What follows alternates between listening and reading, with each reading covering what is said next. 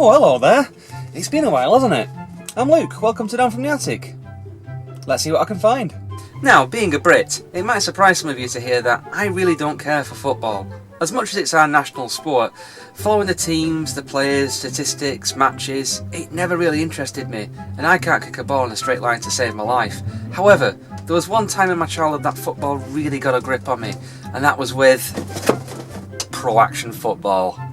I remember seeing the advert for this for months on the run up to Christmas, and although I don't care for football the game, there was no denying that Pro Action Football looked incredible. Kicking players, goalies that caught the ball, this blew my tiny little mind. I begged my parents to get it me for Christmas, and when Christmas Day rolled round, I was not disappointed. The similarities to Subbuteo cannot be ignored. There's a lot of elements that are shared between the two games. I never owned a copy of Subbuteo, but friends of mine had it and we would play regularly. Subbuteo plays more like a game of pool or curling. You're flicking the figures and hoping that your angle, speed and trajectory are correct to kick the ball in the direction that you intended. Pro Action Football is different in a major way, and this is all down to magnets. I'll explain this shortly. First, the box, opening the lid, you're presented with a comic book style description of the action elements to the game, and this also serves as a very basic instruction set on how to play. The instruction manual carries over this comic style, very reminiscent of the Striker comics, though me being a Beano fan, I'd say more ball boy. Setting up the game is unfortunately the biggest pain in the backside when playing Pro Action Football. The goals have real netting to them, a really lovely touch, however, getting the nets to stay in the right place is extremely fiddly. The green base of the nets have these tiny little hooks to them, as well as the crossbar, and younger hands will definitely struggle with putting these in place.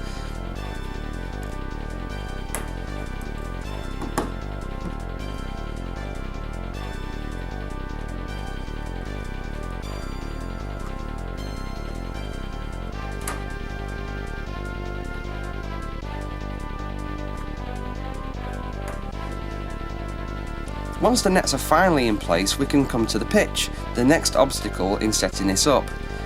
The pitch is made from what feels like felt and unfortunately absolutely loves to get creased. Ironing the creases out of the sheet before a match is a pain in the arse, and probably the reason that my copy is in such good condition.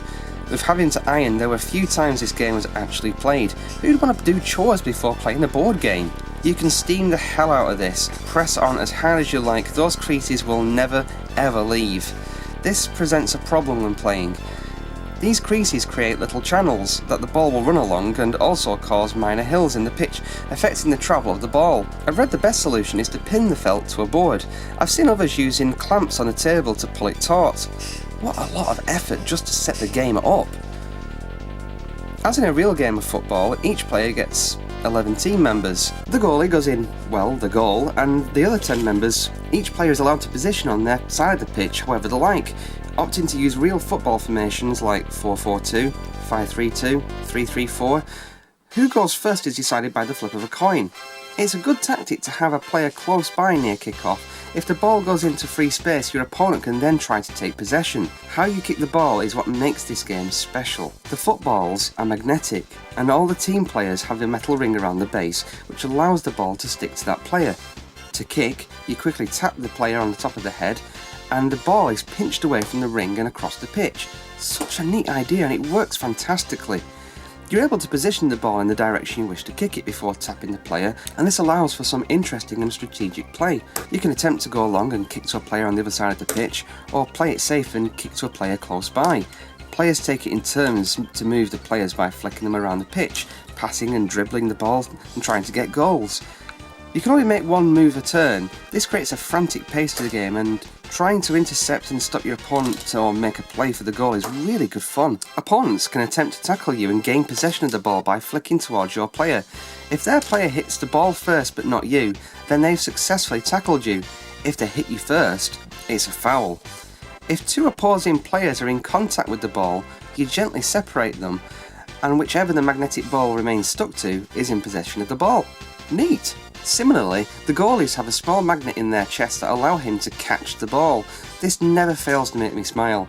Having caught the ball, the goalie is then able to make a goal kick or a goal throw, and this is ingenious how this is done. There's 3 different ways you can do this. You can slap the scoop on the ground and the ball will roll forward and out. You can hit the pitch with the elbow of your goalie stem and it will low throw the ball out, or you can hit the back of the goalie stem and send the ball flying in the air. What a fantastic design! Games are around half an hour to play. The instructions suggest playing 15 minutes aside, but this can be tweaked should you wish to play longer. The game goes by remarkably fast. You're caught up with plays, tackles, corners, penalties that it will quickly go by. Obviously, same as with real football, the winner is to play with the most goals. Getting a goal in this game is incredibly satisfying. This here's the base game, but there was a number of add-ons and bumper packs that you could buy for the game.